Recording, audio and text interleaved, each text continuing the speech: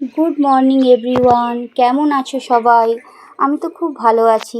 আরেকটা নতুন মিনি ব্লগে তোমাদেরকে অনেক অনেক স্বাগত। তো অনেক দিন বাদে একটা আজ বড় ভিডিও দিলাম, তো দেখার রিকোয়েস্ট রইল, একটু প্লিজ স্কিপ না করে দেখো ভিডিওটা। আর ভালো লাগলে লাইক কমেন্ট শেয়ার করে দিও। দেখো সকাল সকাল আমি দুধ নিয়ে কিন্তু চা করে নিয়েছি। আর সকালের চাটা না খেলে আমার দিনটা শুরু হয় না। তো চলো চাটা তো খেয়ে নিলাম, এবার বাসি কাজ করবো সেরে নিই। তো এখানে মেয়ে ঘুমোচ্ছিল, বিছানাটাও গুছিয়ে নিলাম। এরপর চলো ঝাঁট দেওয়া মোছার পালা।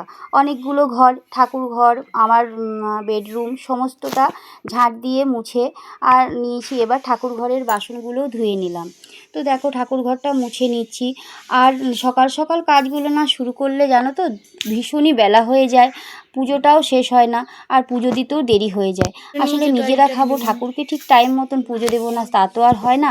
তাই জন্য কিন্তু চেষ্টা করি অনেক সকালেই ওঠার। সব দিন সমান হয় না, শরীরটাও তো সব দিন সমান সাথ দেয় না।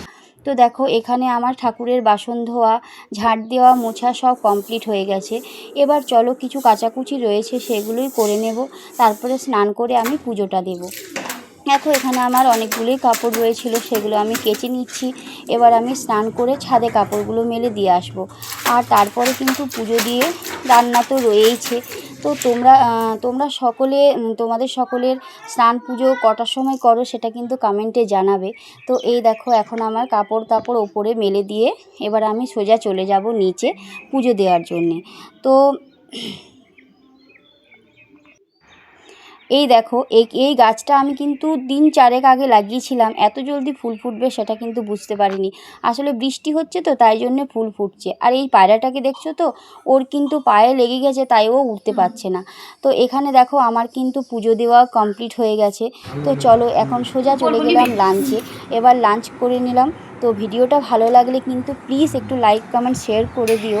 আর ভিডিওটা স্কিপ না করে পুরো ভিডিওটা দেখার রিকোয়েস্ট রইল সকলকে। এখানে দেখো লাঞ্চ আমার কমপ্লিট। তো চলো টাটা।